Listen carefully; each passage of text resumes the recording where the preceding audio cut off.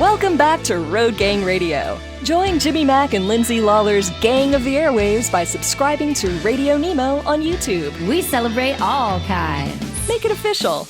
After all, if you're listening, you're already in the gang. The Road Gang.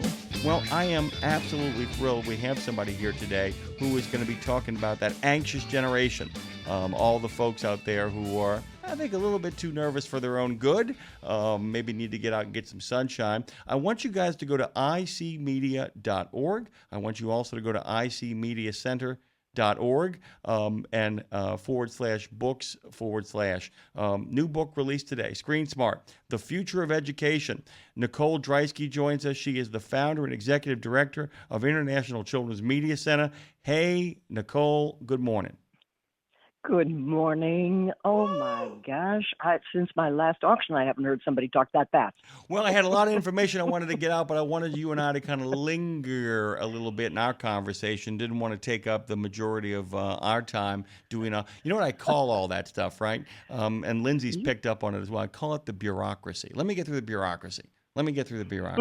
There's your bureaucracy. People who pay for us. We call it housekeeping, honey. Housekeeping, absolutely. Same thing. I've always kind of viewed it, though, because Dave just cut a great spot that Claire Marie recorded about the alphabet soup that is the transportation industry. And I would just say, it's all just bureaucracy. At the end of the day, we go through the bureaucracy so we can spend time with the people we love. Speaking of that, Nicole Dreiske joins us. Good morning. Thank you.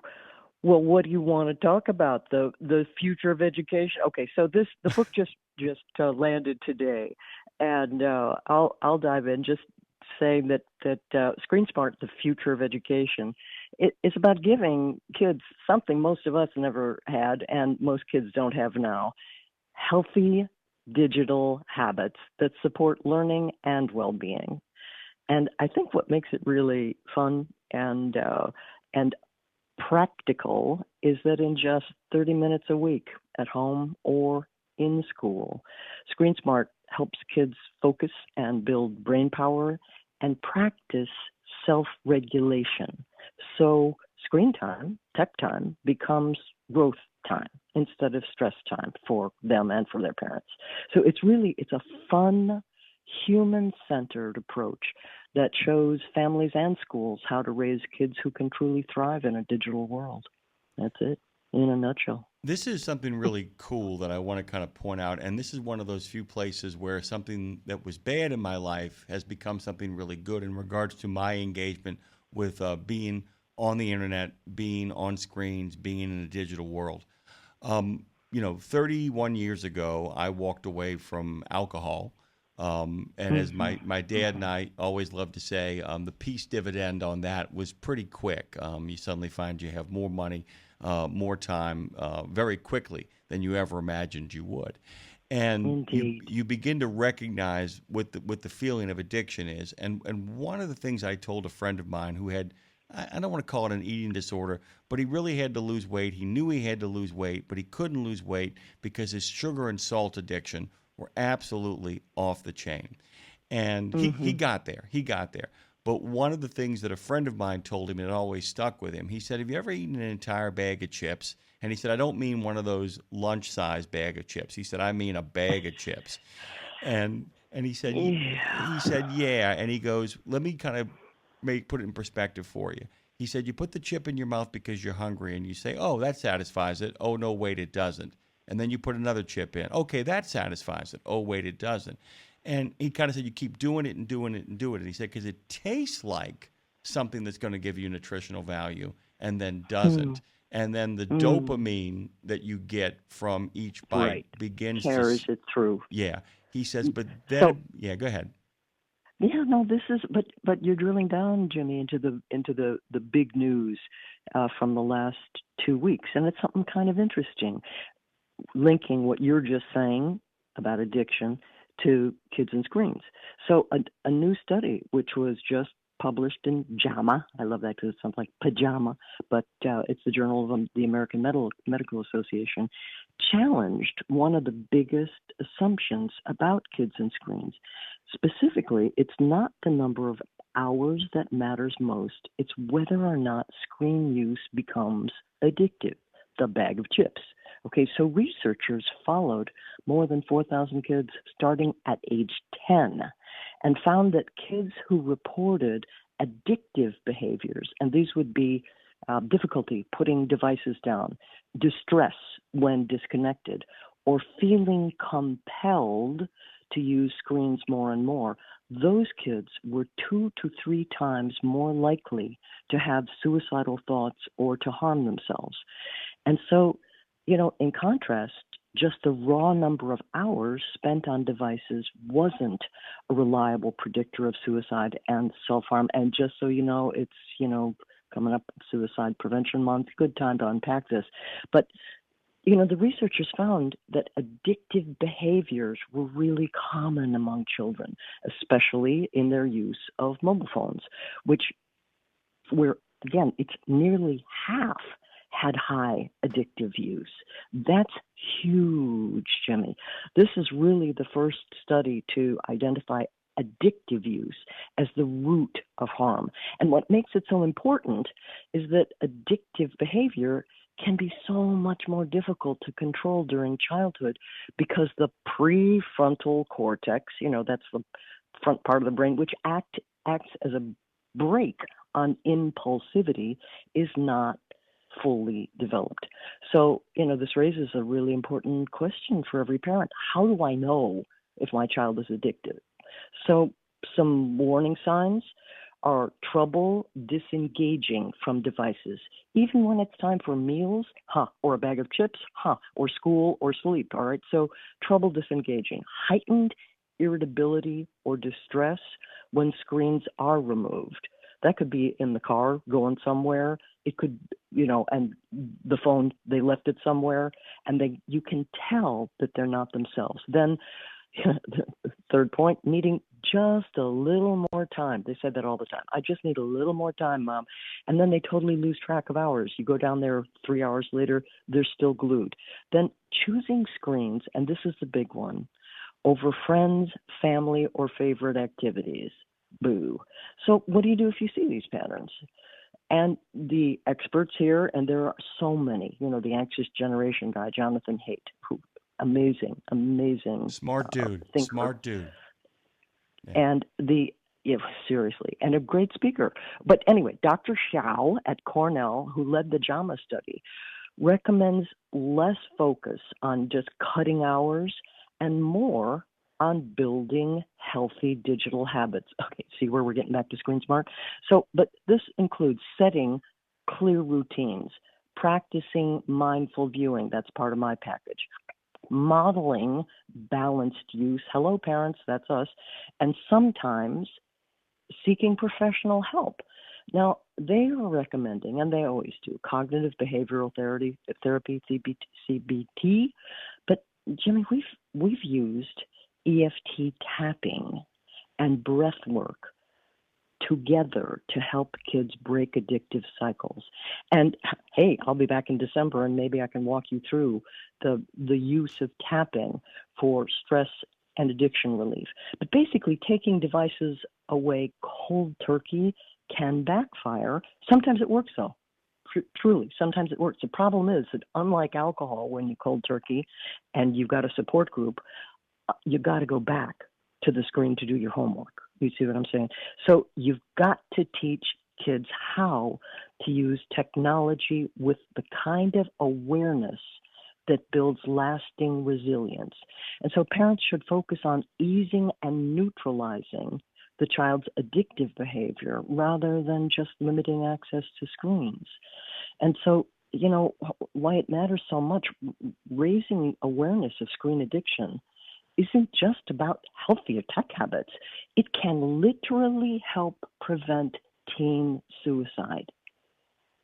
Take a beat. By recognizing the difference between screen use and screen addiction, parents and teachers and communities can intervene earlier, and they can reduce the risks of the kind of despair that leads to self-harm while equipping kids with the tools to thrive.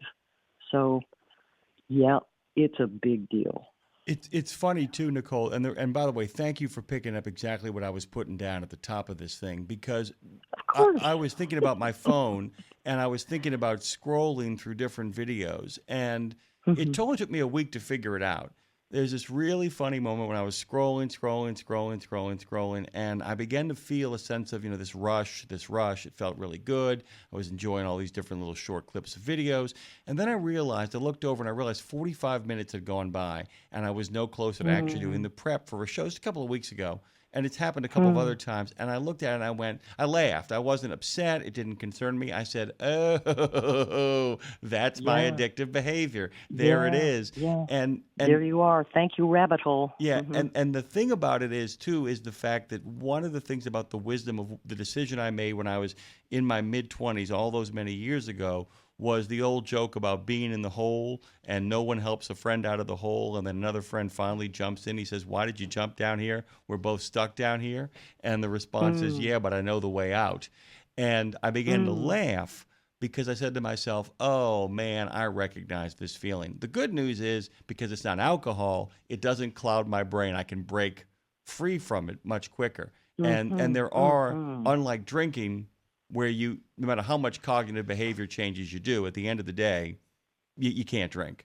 You do have to get back on your screen, as you've pointed out here. And so there are strategies, it seems to me, that you're actually alluding to that can allow your child and allow you, because we haven't talked about the fact that a lot of older adults who were not ready for this have been pulled into the thrall of their Sure. addictive behavior. I mean, I've watched, there are people who used to be active television watchers. I love them, who literally can't watch shows they love, Nicole, because they're on their computer screen on their laptop or they're on their phone while they're That's sitting down that with was step family. 4, giving up stuff you love to just stay on the screen.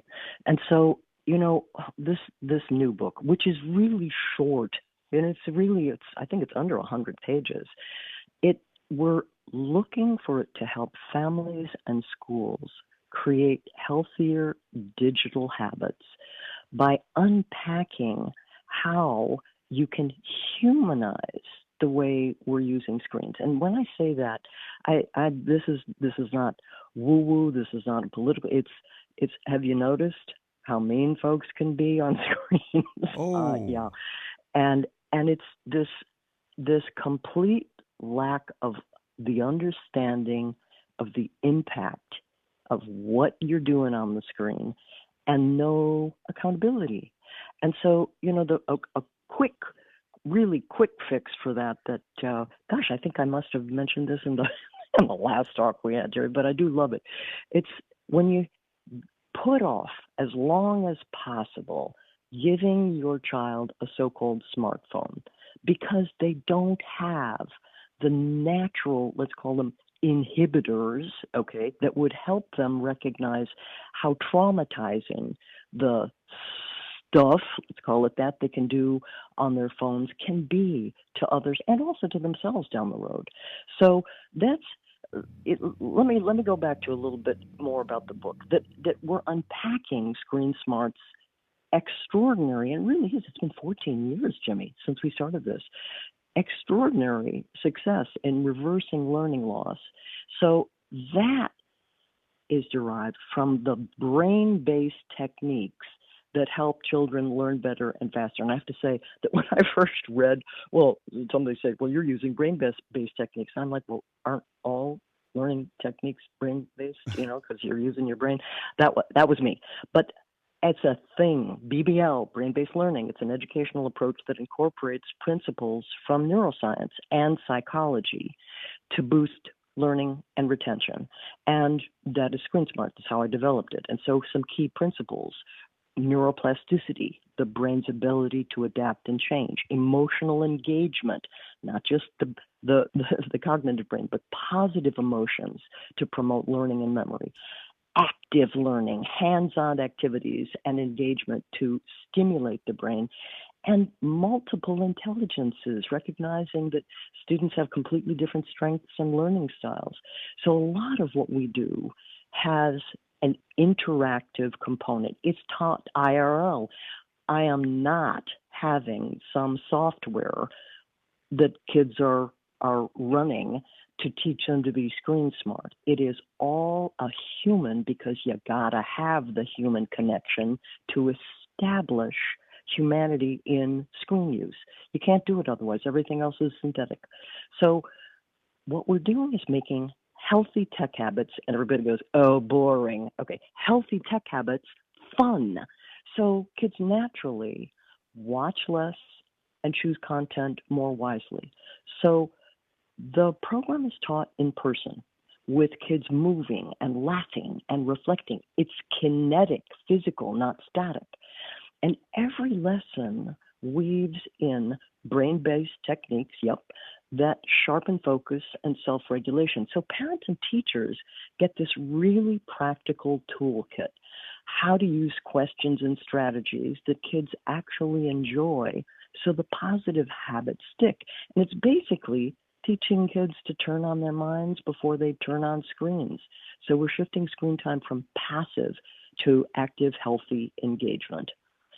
And so you want to hear about the movement part? Because that's really my favorite. It's so counterintuitive. Everybody thinks, oh, what are you talking about? How are you going to get them to move? Is it those jumping up and down things that kids do, when they're dancing to little videos in school? No, it's not like that at all. Two things, Go ahead. Nicole. First of all, I want to hear about it. If you promise me in a moment when we get through that, I want to talk about the idea of preaching, of putting your money where, not you, but the adults who are actually in charge of these children, putting their money where their mouth is and modeling the behavior for their kids. And our good friend, Phone Master Dre, my producer here, actually has a question for you, because all of this stuff is really resonating with him, and this is important. He wants to kind of jump in here for a second. Well, man, all right. Well, I'll actually have more questions at the end, but I just want to let you know that I'm super glued in, because my girlfriend has a 7-year-old and a 3-year-old, and they have an obsessive situation when it comes to the tablets, because when they go to their dad's,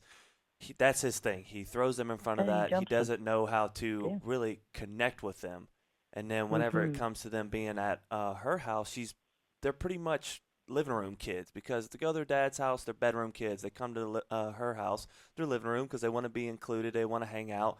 But at sometimes the 3-year-old wants her iPad, and then whenever she gets the iPad taken away from her, oh man, she turns into a little monster. And then the 7-year-old loves her Switch. So that's just situations that I am dealing with, and I am completely glued. So thank you so much for being on with this. This has helped me a lot. Yeah, and that sets up the question too, along with, make your point first, but the other thing is how do we deal with children in an era of non-traditional families? Dre makes a really great point where you literally fight like hell to get to the coast to actually liberate the troops, and then literally within a blink of an eye, they go someplace else and they're back in captivity. So that's a lot of stuff to unpack, Nicole. So we're gonna give you a little breathing space here. All right. This is always a take a breath moment, because when a child has a meltdown, y'all, it's not the end of the world. And it's our elevated cortisol that is screwing things up when that happens, okay? Their acting out is just what kids do. And we've got to be real peaceful about that. That is number one. You got to get the blame game stopped in your head. The what am I doing wrong stopped.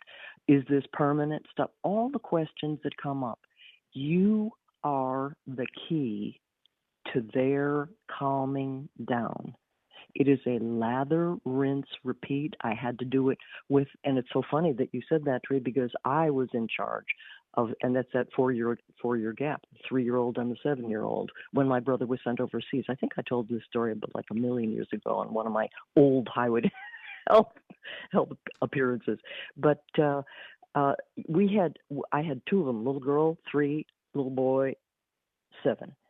And number one, screens never went into the bedroom. And Nicole, I gotta have it. No. Screens are staying out of the bedroom. Huge. It's so simple, guys, but it's huge. I'm not talking about the one way to fix everything. I'm talking about a strategy that takes place over time where, A, it starts with the calm, that it's going to take a little time because they've already got a little bit of history with their devices, and the way their dad is doing things isn't helping. And so if there can be an agreement between your girlfriend Dre and dad, keeping the devices out of the bedroom is literally going to bump down the hysteria by about 50 to 60%. You get much less craziness, because what happens when they're in their bedroom alone, and let's look at the underlying psychology there. Hello, adult-free zone. I can do whatever I want. Yeah. Of course. If you're going to say, oh no, you got to step back into the adult zone with me, mommy and daddy or mommy and Dre are going to take care of that. They're going to no. It's they think they're being independent. They don't realize that they're just getting sucked down. Sorry, guys, a corporate marketing vacuum. Yeah, truly. And so keeping the devices out of the bedroom, your best friend. Next thing, again, when they start that hysteria, if they can get you upset, baby, they got you. Touche. So it's just like I keep a smile on my face. And, this started back when I was working in schools and when just building Screen Smart.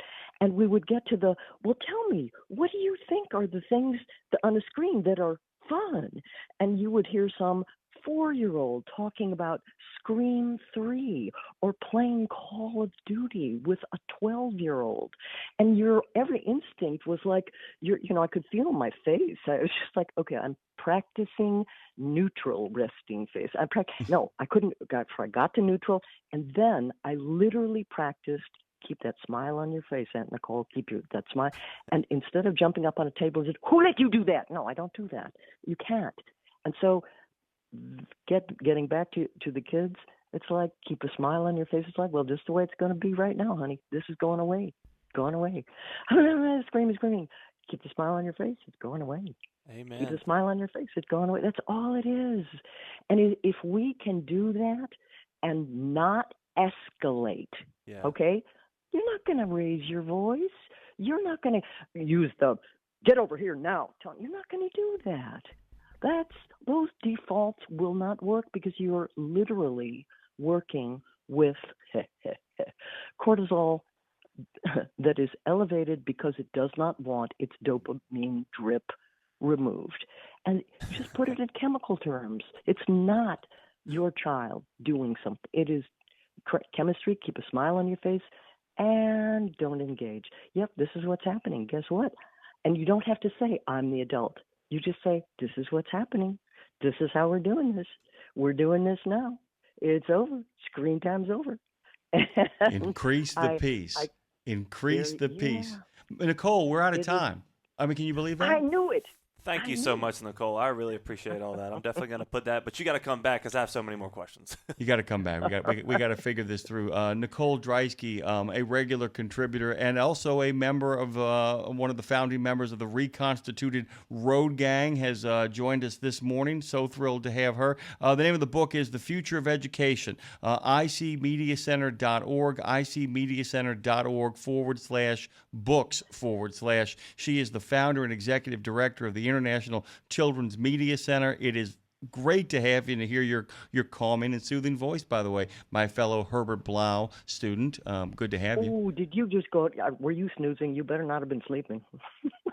I wasn't sleeping. Okay. I wasn't sleeping. I don't want to be that calming. Okay. No. I don't mean calming in regards to like not Perry Como calming. I'm talking about like as cool as the other side of the pillow. Get out of here, Nicole.